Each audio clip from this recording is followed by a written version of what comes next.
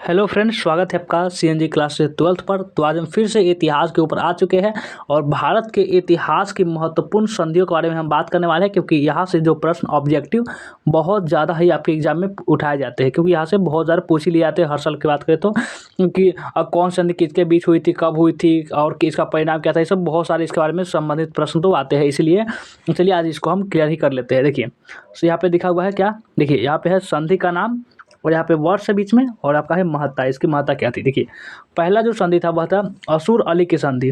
किसकी किसकी असुर अली की संधि। ये कब हुई थी, 1639 में हुई थी।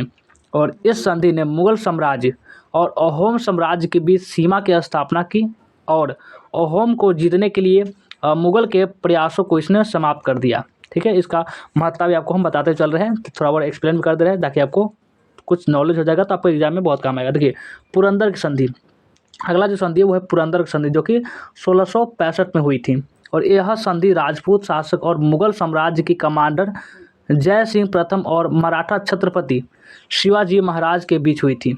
ठीक है, देखिए जय सिंह द्वारा पुरंदर किले की घेराबंदी करने के बाद शिवाजी को समझौता पर हस्ताक्षर करने के लिए मजबूर होना पड़ा था और इसके बाद में हुआ था। और आगे देखिए, आगे आपका जो संधि है वो है कि अलीनगर की संधि। अलीनगर की संधि जो कब हुई थी, 1757 में हुई थी। यह संधि सिराज उद दावा और रॉबर्ट क्लाइव के बीच हुई थी। इससे एक अंग्रेज कलकत्ता को मजबूत कर सके और ब्रिटिश माल को बिना करके बंगाल से गुजरने की अनुमति मिली इससे।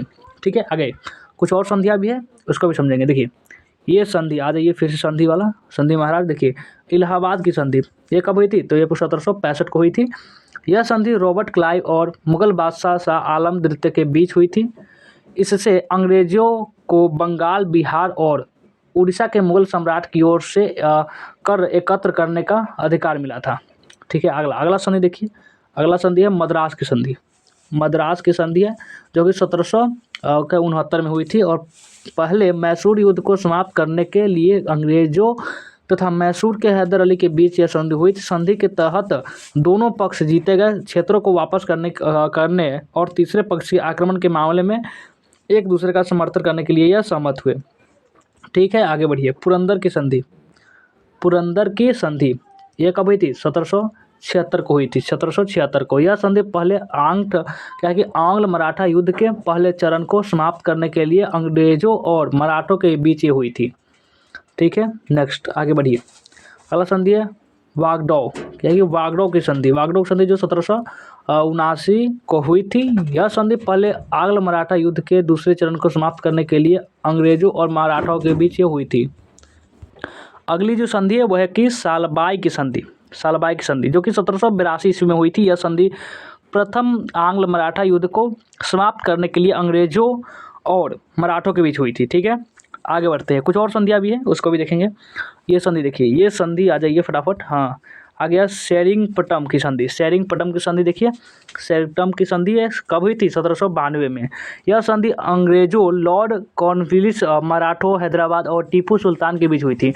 इसने तीसरे आंग्ल मैसूर युद्ध को समाप्त कर दिया और मराठों, हैदराबाद के निजाम तथा अंग्रेजों ने टीपू सुल्तान के लगभग आधे इलाकों पर तो कब्जा ही कर लिया। अगली संधि देखिए, अगली संधि किनकी है, अगली संधि है लाहौर की संधि। देखिए लाहौर की संधि, लाहौर की संधि कब हुई थी, तो आपका 1846 को हुई थी। यह संधि गवर्नर जनरल हेनरी हॉर्डिंग और युवा महाराजा दलीप सिंह बहादुर के प्रतिनिधित्व में लाहौर दरबार के सदस्यों के बीच हुई थी। इस संधि से पहला आंग्ल सिख युद्ध समाप्त हुआ था। आगे बढ़िए, देखिए अब आगे अमृतसर की संधि। आज वही अमृतसर याद आया, लखना सिंह वाला, वही अमृतसर। अमृतसर की संधि 1846 को हुई थी और इस संधि के द्वारा ब्रिटिश ईस्ट इंडिया कंपनी ने महाराजा गुलाब सिंह को कश्मीर बेचा था। महाराजा गुलाब सिंह ने के वंश ने 1947 तक शासन किया, जब महाराजा हरि सिंह ने कश्मीर को भारत को सौंप दिया, तब ये बात थी।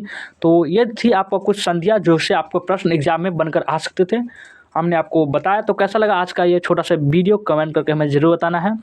और वीडियो को लाइक नहीं किया हो तो ऑब्वियसली बात है, लाइक तो कर ही सकते हैं, लाइक तो कर लेंगे, लाइक कर लेंगे, शेयर कर देंगे। जो भी नए बच्चे होंगे इस चैनल को सब्सक्राइब भी कर लेंगे। और क्या बताएं, और व्हाट्सएप ग्रुप ज्वाइन नहीं किया हो तो डिस्क्रिप्शन में लिंक मिलेगा, जाकर के जल्दी से व्हाट्सएप ग्रुप को ज्वाइन जल्दी से कर लेंगे। तो चलिए, आपका परीक्षा की तैयारी बहुत ही बेहतरीन तरीके से करिए, क्योंकि अब इस टाइम बिल्कुल भी नहीं है। तो थोड़ा सा ध्यान देंगे। चलिए वीडियो को एंड करते हैं, मिलते हैं फिर से नेक्स्ट वीडियो में।